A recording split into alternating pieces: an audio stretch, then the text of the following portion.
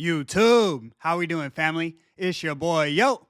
And this is another episode of Yo Hoops. We go through every NBA game every day. Today's Tuesday, March 4th, and we have a 9-game NBA card. I'm going to walk you through every game, let you know which sides I like, and stick around because I'll let you know my highlighted play of the day. I do this every day for free, so please leave a like, subscribe to the channel, and let me know your favorite games in the comment section below. Without further ado, let me get into today's recap. Recapping yesterday, we did cash our highlighted play of the day. We took the Portland Trailblazers plus 3 points in Philadelphia against the Philadelphia 76ers. The Blazers were actually down 5 points at halftime, but they rallied in the second half to win the game outright, 119 to 102. They blew out the Sixers.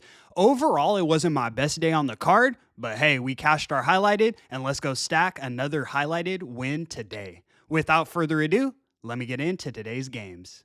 In our first matchup of the evening, we have the Houston Rockets in Indiana taking on the Indiana Pacers. Pacers are laying 3.5 points, and the total is 231. The Rockets do come into this one on the second leg of a back-to-back, flying from Oklahoma City to Indiana here. Half of their team didn't play last night, so on no rest, I do want to see if Sengun, Dylan Brooks, or Amen Thompson goes. On the Pacers side, they will be without Benedict Mathurin. The Pacers have been proficient home favorites this season. They're now 11-8-1 against the spread, but the problem is the Rockets have been the second best road dogs in the league. They're currently 9-4-1 against the spread in this spot. I'm not necessarily in a rush to bet this game due to the Rockets injury report being tentative on the back-to-back, but I think they find a way to win this one. They played their best ball on the road all season, and they've stepped up in that underdog role, like I was saying, second best in the league. They got the cover last night against OKC on the road in Oklahoma City. So I'm taking the Rockets plus the 3.5 as our first selection of today. Let's move. In our next matchup, we have the Toronto Raptors in Orlando taking on the Orlando Magic. Magic are laying 7 points, and the total is 209. We're running this one back. We saw this matchup just 2 days ago, and the Raptors won 104 to 102. We had the under 208.5 in that game, which did cash, and I do lean towards the under here. Like I always tell you guys, Orlando has a top 5 defense and a bottom 5 offense, which always sets up for an under. Here, I'm looking at a side though. Despite their struggles this season looking terrible in spots, Orlando is still 14-8 against the spread as home favorites, the 4th best in the league. Like I said, despite laying eggs in multiple spots. While the Raptors have been great road dogs themselves this season, I think here in the revenge spot at home in Orlando, the Magic run them out the gym. Orlando is missing Jalen Suggs here, but that's not a new addition to their IR. On the Raptors side, they're missing Grady Dick. He's kind of that X factor that could drop 25 points at any time, and I think without him here, the Raptors are in trouble. We're taking the Magic laying the 7 as our highlighted selection of today. Let's move. In our next matchup, we have the Golden State Warriors in New York taking on the New York Knicks. Knicks are laying 4.5 points, and the total is 228. Sheesh, the Warriors been rolling. They do come into this one on the second leg of a back-to-back, flying from Charlotte to New York City. They aired out the Hornets last night, 119 to 101, easily got the cover. This is going to be a good test for the Knicks, see how they match up with a playoff caliber team. Looking at the injury reports for this one, because it is a bit tricky, on the Knicks side, Karl-Anthony Towns is questionable. Then on the Warriors side, Steph Curry and Gary Payton II are both probable. I do want to see who ends up playing because obviously Kat and Steph Curry being on the injury reports for both teams is concerning, but I do lean towards the Knicks here. They're going to take this matchup personally, being at home in Madison Square Garden and on no rest with travel. We likely see some tired legs from the Warriors in the second half. We're taking the Knicks laying the 4.5 as our next selection of today. Let's move. In our next matchup, we have the Milwaukee Bucks in Atlanta taking on the Atlanta Hawks. Bucks are laying 7 points, and the total is 239. The Hawks do come into this one on the second leg of a back-to-back, flying from Memphis back home to Atlanta. The Hawks are already playing banged up, so no rest is concerning here. That being said, For me, this one comes down to not trusting the Bucks laying points on the road. As road favorites, Milwaukee is now 6-11 against the spread on the season. You're burning money trying to catch them as favorites. The Hawks on the other side have hooped in the underdog role. As home dogs, the Hawks are now 8-6 against the spread.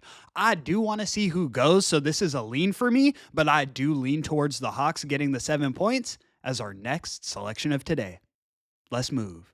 In our next matchup, we have the Cleveland Cavaliers in Chicago taking on the Chicago Bulls. Cavs are laying 12.5 points, and the total is 244.5. The Bulls injury report is concerning for this one, so Nikola Vucevic and Ayo Dosunmu are both ruled out. Then Kevin Huerter, Lonzo Ball, Josh Giddey, and EJ Liddell are all questionable, and Kobe White is probable. On the Cavs side, they will be without Evan Mobley here.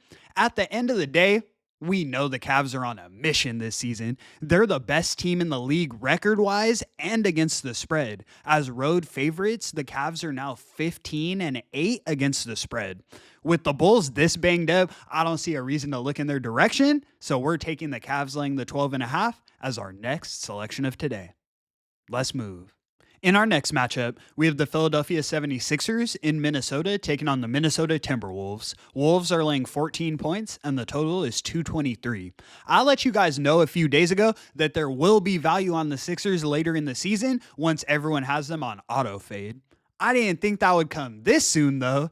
I know the Sixers have been buns this season, but 14 points in your back pocket with no Rudy Gobert is crazy to me. The Wolves are 7-18 against the spread as home favorites themselves, one of the worst in the league, so I don't even understand how you get to this number laying 14, like I said, without Gobert.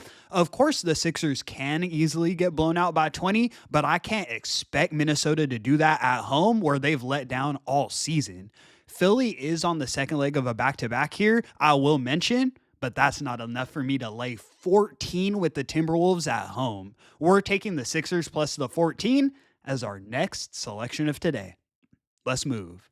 In our next matchup, we have the Brooklyn Nets in San Antonio taking on the San Antonio Spurs. Spurs are laying 4 points, and the total is 227. This is one of my least favorite games on the board. The Nets are finally getting back healthy. Everyone is going for here except for Noah Clowney. On the Spurs side, we know they're without Wemby all season, but Stephon Castle is questionable here. The Spurs have been 50-50 as home favorites. They're sitting at 5-5 against the spread on the season, but we know road underdogs is the Nets spot. They're now 18-10-1 against the spread, third best in the league. They've gotten these short lines a lot recently too, so it's not like they're always getting double digits or huge spreads on their side. Like I said, I'm in no rush to bet this game personally, but the Nets have proven to be the more trustworthy team in this spot. So I'm leaning towards the Nets plus the 4 as our next selection of today. Let's move.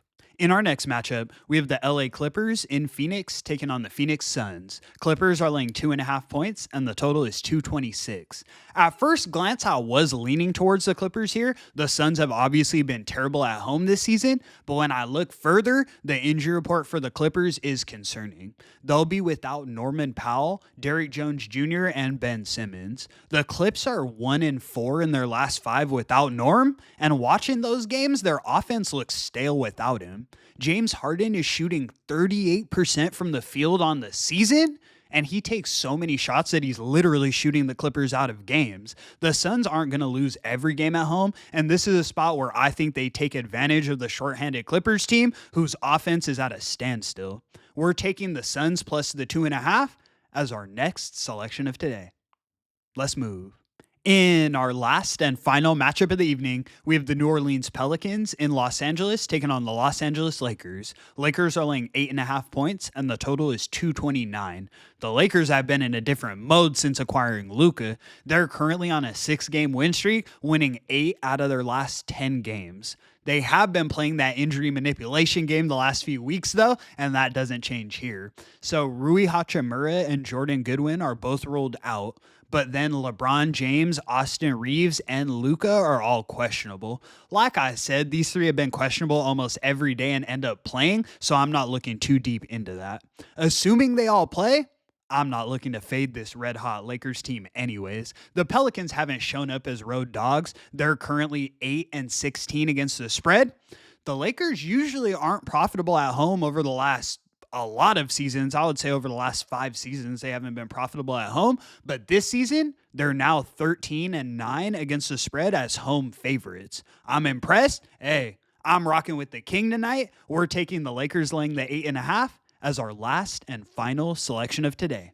And that's going to conclude today's video. Thank you so much for tuning in, guys. It was nice to knock out that highlighted play for plus money yesterday. Don't let me get hot. You guys know what I do. In January, we went on an 11-game win streak. I'm looking to do the same, if not better, this month. I'm looking to make March a huge one and get us back in that win column.